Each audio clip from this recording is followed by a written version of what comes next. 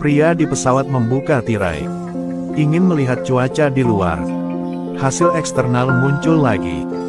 Siluet seorang wanita. Pria itu tidak bisa mempercayai matanya. Coba melihat lebih dekat lagi. Tidak menyangka untuk benar-benar melihatnya. Satu wanita terbang di luar. Dia mengangkat tangannya. Seperti ingin membawa laki-laki itu pergi.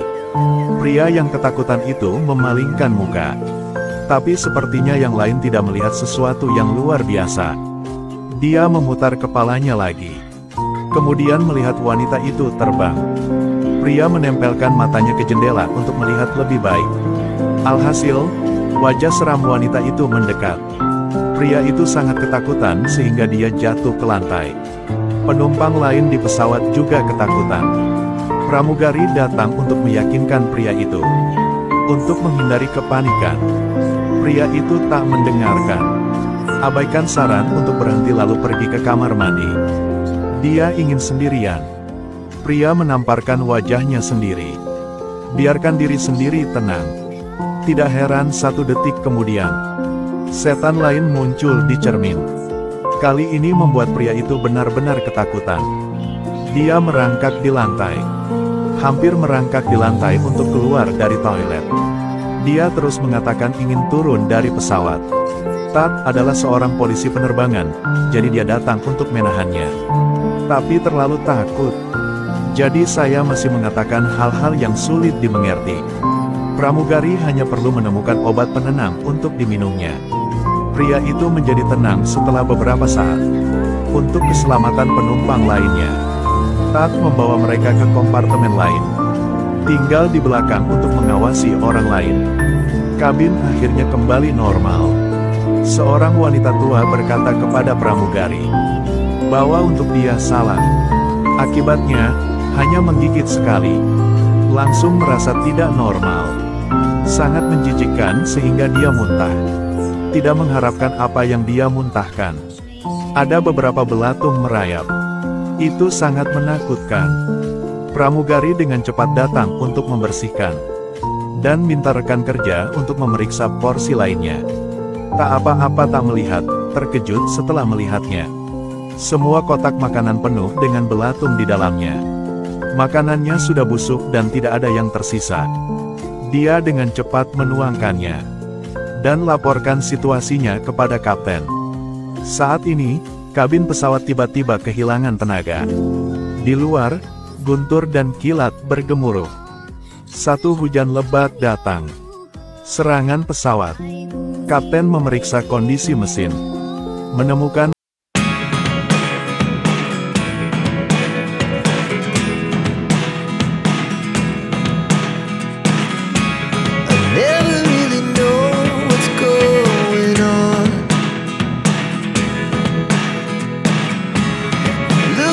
Sometimes like all you want to do is run. Hear me out, hear me out.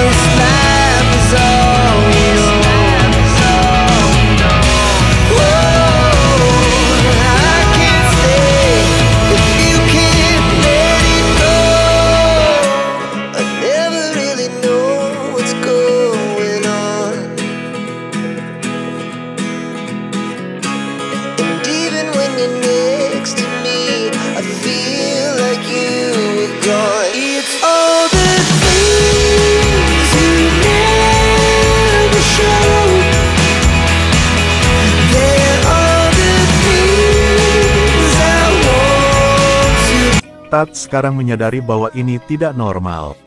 Lagi pula, dua orang mengatakan mereka melihat hantu. Di sisi lain, gadis ini memakai headphone untuk mendengarkan musik. Alhasil tiba-tiba terdengar suara-suara aneh. Tidak hanya itu, setelah dia melepas headphone-nya, menemukan bahwa ada darah yang keluar dari headphone. Gadis yang mencoba mengendalikan rasa takutnya. Dia bangun untuk pergi ke toilet. Telah melihat hantu di cermin. Nyonya rumah ingin tahu, apa itu gadis yang melihat usus panjang di tanah. Ikuti naluri itu. Mereka menemukan tas tangan hitam. Ketika membukanya, melihat ada foto-foto korban di dalamnya. Di dalamnya ada iblis wanita yang pernah mereka lihat sebelumnya. Terus mencari dan menemukan satu dompet. Bahwa pemilik dompet ini adalah sang kapten. Tat membawa bukti-bukti ini. Mati-matian mencari kapten. Kapten bahkan tidak mengakuinya pada awalnya. Bagaimanapun, dia sedang mengemudi. Menahan nyawa semua orang di pesawat. Pertanyaan seperti itu tidak membuatnya takut. Pada saat yang sama dia juga tenang. Beritahu semua orang untuk keluar dari ruangan. Sekarang pesawat bergoyang lagi. Penumpang dirasuki setan satu demi satu. Mulut mereka menggumamkan dendam terus-menerus. Situasi berubah kacau dalam sekejap. Kapten melarikan diri dari kendali Tat. Lari dari ruang kontrol. Setan wanita datang dan mengelilinginya. Memaksanya untuk menceritakan kejahatannya. Tat mengambil kesempatan itu untuk menangkapnya.